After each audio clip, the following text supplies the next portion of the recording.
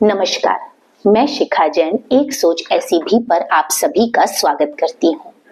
समाज में एक लहर चल पड़ी है जहाँ हर माँ, खास तौर पर एक बेटे की माँ अपने बेटे को सिर्फ कमाना या घर चलाना नहीं, घर संभालना भी सिखा रही है।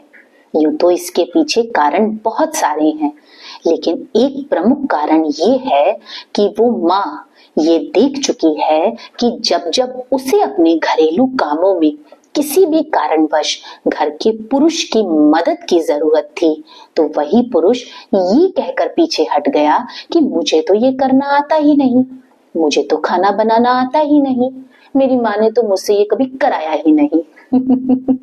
इसलिए वो नहीं चाहती कि भविष्य में कल कोई दूसरी स्त्री या कोई दूसरी लड़की इन्हीं जवाबों का सामना करे जब उसे अपने घरेलू कामों में किसी की मदद की जरूरत पड़े।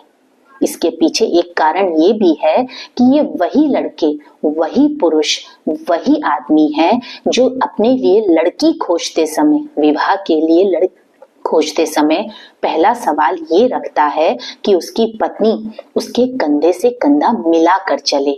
लेकिन वहीं जब उसकी पत्नी उसी कंधे की उम्मीद करती है, उसी सहारे की उम्मीद करती है, कंट्रीब्यूशन की उम्मीद करती है अपने घरेलू काम में, तो बहुत आसानी से वो इनकार करके निकल जाता है। सही।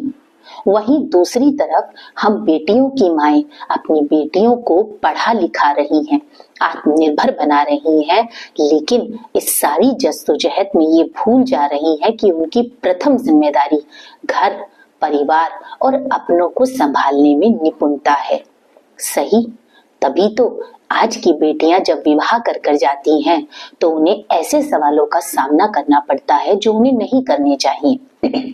मसलन, क्या तुम्हें खाना बनाना भी नहीं आता? चाय तक बनानी नहीं आती?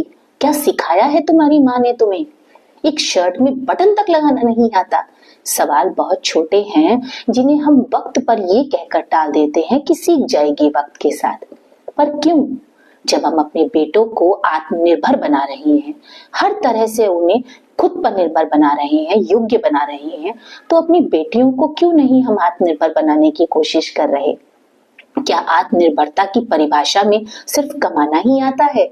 आत्मनिर्भरता की परिभाषा में घर, परिवार और अपनों को निपुणता पूर्वक संभालना भी आता है। यहाँ सवाल न पक्ष का है, न विपक्ष का है, न सही का है, न गलत का है, बस एक सोच का है, एक मुद्दे का है जो समाज में चल रहा है। ध्यान से सोचिएगा। इसीलिए तो कहती हूँ, समाज की हर स्त्री को समाज के हर मुद्दे पर सोचते समय पहले केवल स्त्री बनकर सोचना चाहिए, क्योंकि एक सही फैसले के लिए जिस तरह से एक निष्पक्ष सोच की जरूरत होती है, उसी तरह से एक निष्पक्ष किरदार की भी जरूरत होती है। बात यदि अच्छी लगे तो अपने विचार जरूर रखिएगा, क्योंकि आपके विचार हमें बेहतर से बेहतरीन बनने में मदद करते हैं। शुक्रिया।